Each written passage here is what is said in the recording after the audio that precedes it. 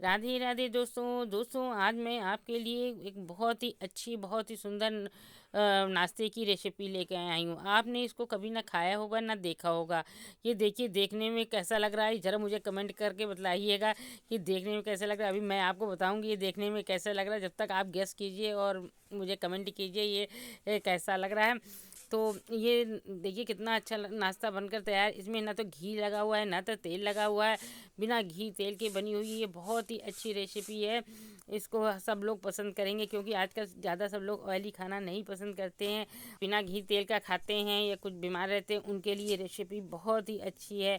तो चलिए मैं इसको अब कट कर आपको दिखा रही हूँ। तो ये देखिए मैंने इसको कट कर रही हूँ और ये देखिए बहुत ही सॉफ्ट है, कट करने में बिल्कुल जिसके कड़ा वगैरह नहीं खा सकता है, टाइट वगैरह, उसके लिए भी बहुत अच्छी, बहुत मुलायम है, बहुत सॉफ्ट है। इसको खट्टी मीठी चटनी के साथ खाइए, बहुत ही अच्छी लगेगा। यदि मीठी चटनी से नहीं खाना चाहते तो आप इसमें थोड़ा सा चाट मसाला डाल के भी खाइए, बहुत ही अच्छा लगेगा। चलिए इसकी रेसिपी देखते हैं। रेसिपी यदि आपको पसंद आए तो ज़्यादा से ज़्यादा इसको ज़रूर से शेयर कीजिएगा और मेरे चैनल को ज़रूर से सब्सक्राइब कीजिएगा। चलिए एक हम कढ़ाई या पैन लें, उसको गैस में चढ़ाएं। ये मैंने 2 आलू, एक बड़ी गाजर को कद्दूकस किया है और एक शिमला मिर्चा कट किया है और थोड़ी सी अदरक और मिर्च भी कट कर लिया है। तो अब सबसे पहले मैंने 2 चम्मच ऑयल डाल दिया है, दो, और इसमें मैंने जीरा डाला, हरी मिर्च डाली और ये अदरक डालकर इसको अच्छे से भून लेते हैं। बस इसका कच्चापन थोड़ा सा ख़त्म हो जाए, कोई हमको लाल नहीं करना है। अब जो मैंने 2 आलू लिए थे उनको ऐसे रफली हाथ से मैश कर लिया है, इनको डाल देते हैं। आप इनको कद्दूकस भी कर सकते हैं और मैंने तो हाथ से इसको रफली ऐसे मैश कर लिया। अब इसमें सूखे मसाले डालते हैं। ये मैंने आधी चम्मच से थोड़ा कम हल्दी डाल दी है और आधी चम्मच ये धनिया पाउडर और थोड़ा सा गरम मसाला और नमक अपने स्वाद के अनुसार डाल दिया। अब ये गाजर और शिमला मिर्च है जो, वो भी मैं इसमें डाल देती हूँ। और गाजर को आप ऐसे कद्दूकस करिएगा, नहीं तो थोड़ा सा बॉल बनाने में दिक्कत आती है, इसलिए मैंने कद्दूकस कर दिया है। शिमला मिर्च कद्दूकस नहीं हो पाता है, इसलिए उसको छोटा छोटा सा काट लिया। अब मैंने इसमें थोड़ी सी लाल मिर्च डाल दी है और ये अमचूर पाउडर डाला है। 1 चम्मच भर कर अमचूर पाउडर डाला, कम ज़्यादा आप अपने अनुसार से मसाले कर सकते हैं, जैसा मसाला खाना चाहते हैं उस तरह से भी बना सकते हैं। अब इसमें थोड़ी सी कटी हुई हरी धनिया भी डाल लें। यदि आपके पास पुदीने की पत्तियां हों तो पुदीने की पत्तियां भी डाल दें, उससे बहुत ही अच्छी महक आएगी। अब ये अच्छे से कलर गया है। अब इसको एक प्लेट पर निकाल लिया है, ठंडा होने के लिए रख देते हैं।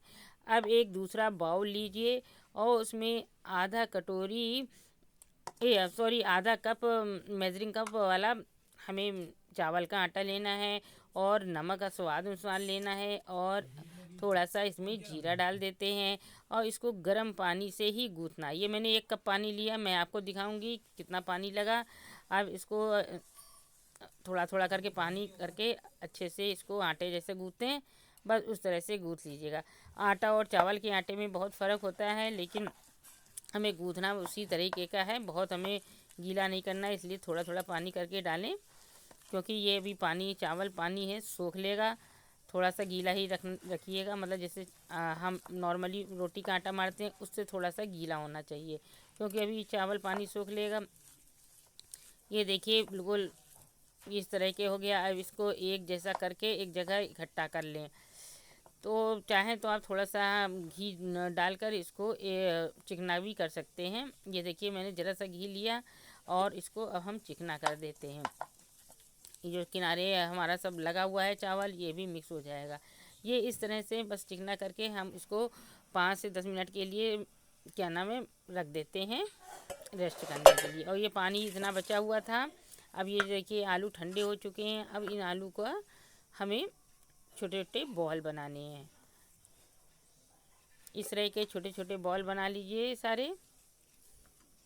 आप अपने, मैंने इसमें प्याज लहसुन कुछ भी नहीं डाला है, आप चाहें तो इसमें प्याज लहसुन भी डाल सकते हैं। मैंने बिना प्याज लहसुन का बनाया है। इसी तरह छोटे छोटे से बॉल बना लीजिए। ये देखिए सारे बॉल बनकर तैयार हैं। अब एक इस तरह की चलनी लीजिए, उसमें ज़रा सा घी लीजिए और उसके चारों तरफ से अच्छे से ग्रीस कर लीजिए। दोस्तों ये देखिए अच्छे से मैंने इसको ग्रीस कर लिया। आपके पास इस तरह की चलनी ना हो तो इस तरह की चलनी हो तो इसमें भी आप बना सकते हैं। ये भी चलनी ना हो तो आप जो दूध में ढकने वाली चलनी होती है उसको भी ले सकते हैं। अब ये मैंने देखिए सेला चावल था, एक सबसे छोटा वाला कप जो होता है मेजरिंग कप, मैंने उस उतना ही फुलोया है। ये 2-3 घंटे पहले फुलो दिया था। अब उसका पानी हम निकाल देते हैं और उसको छन्नी में रख देते हैं। अब ये मेरा जो मैंने चावल का आटा गूँथा था उसमें अब हाथ में थोड़ा सा ऑयल लगा लेते हैं, चिकना कर लेते हैं। अब इस थोड़े से आटे को बस लड्डू के बराबर आटा लेना है और लड्डू से थोड़ा छोटा बस गदेली में इस तरह से हमें हाथ से फैलाना है इसको। ये बहुत ही सॉफ्ट होता है, जहाँ चाहो उस तरह से ये मुड़ जाता है। अब इसको हाथ से भी आराम से बिल्कुल फैल जाता है क्योंकि बहुत सॉफ्ट होता है ये। अब इसमें एक लड्डू रखिए, अब इसको बंद कर दीजिए। आप ये चिंता ना करिएगा कि ये क्या नाम है छोटा हो गया लड्डू नहीं आएगा। आप इसको थोड़ा सा उंगली के सहारे चावल को बढ़ाएंगी, ये बढ़ जाता है, ये आटा नहीं है। और ये देखिए हमने ज़रा सा चावल किनारे से भी ये देखिए ज़्यादा यहाँ उठा के लगा दिया। अब उधर पे बराबर करे दे रहे हैं। इस तरह से आप बना सकते हैं और इसको अच्छे से हाथ में ऐसे ऐसे गोल कर करके लड्डू के जैसे चिकना कर लीजिए। अब मैं एक आपको और बनाकर दिखा देती हूँ जिससे आपको कोई दिक्कत ना हो। ये बस इसी थोड़ा सा आटा लीजिए, चावल का आटा, इसको उंगलियों द्वारा इस तरह से बिल्कुल फैला लीजिए। ये देखिए कितना सॉफ्ट, पलटने में ही टूट जाता है, इसलिए उंगलियों से अपना इसको सही करते रहिए बराबर।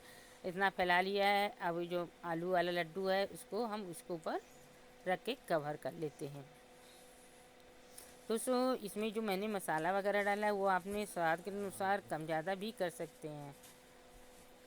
और मिर्च मसाला, मिर्ची वगैरह, हरी मिर्ची आप लोग नहीं खाते तो मत भी डालिएगा, कोई बात नहीं, बनेगा उसी स्वाद का, बस थोड़ा सा अपना अपना स्वाद होता है। ये देखिए सारे लड्डू इस तरह से बनकर तैयार हो गए हैं कि मेरे 8 लड्डू बनकर तैयार हो गए। अब दोस्तों ये जो मैंने चावल फुलोए थे उनका पानी बिल्कुल निकाल दिया, छन्नी में डाल के बिल्कुल सूख गया है पानी। अब ये जो चावल के लड्डू बनाए, अब इसको इस तरह से इसमें रोल कर लीजिए। अच्छे से रोल करिएगा, अच्छे सब जगह चावल लग जाना चाहिए, तभी बहुत ही अच्छे बनेंगे ये देखिए इस तरह से ये बन गए हैं। और जो मैंने चलनी को ग्रीस किया था उसमें इस तरह से इनको लपेट लपेट कर रख देना है।